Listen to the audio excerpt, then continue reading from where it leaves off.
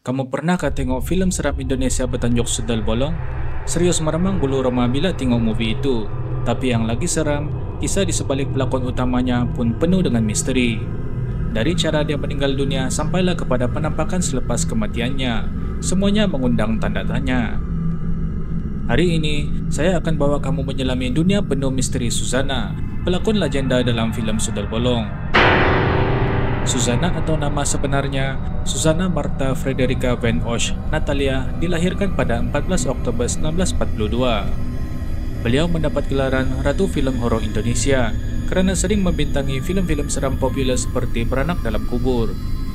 Namun, pada 15 Oktober 2008, Suzana meninggal dunia di rumahnya di Magelang, Jawa Tengah.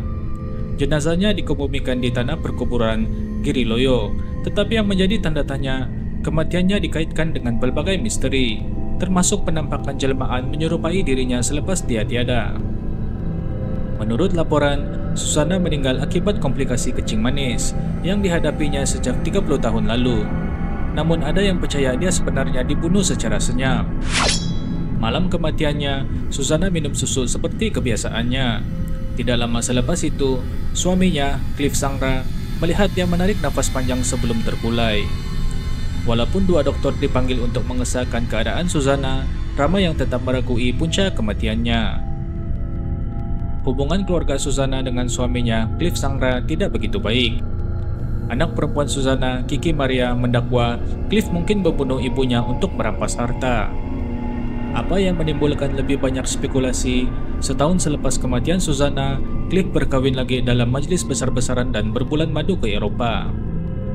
Kiki Maria pernah meminta bedah siasat dijalankan, tetapi ia tidak pasti sama ada diteruskan karena Cliff mengugut akan menyaman jika keputusan autopsi tetap menunjukkan Suzana mati akibat penyakit. Cliff pernah mendedahkan bahwa istrinya pernah berguru dan sering mendengar suara gaib yang menyuruhnya betapa.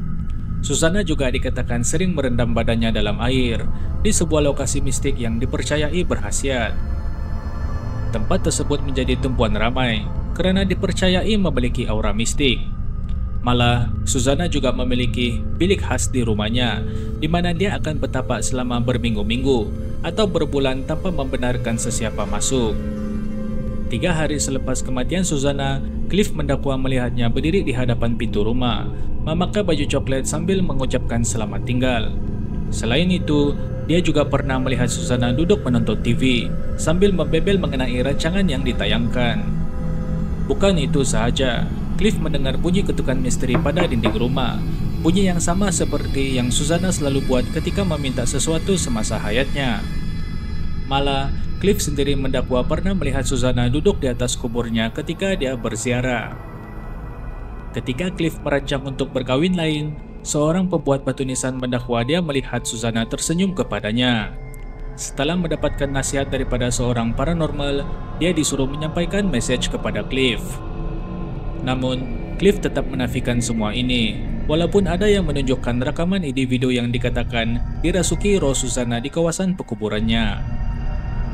Kisah Suzana terus menjadi bualan, terutama selepas 2 minggu kematiannya, apabila penduduk Magelang melaporkan melihat kelibatnya dalam bentuk sundal bolong, seolah-olah menghidupkan kembali wataknya dalam film.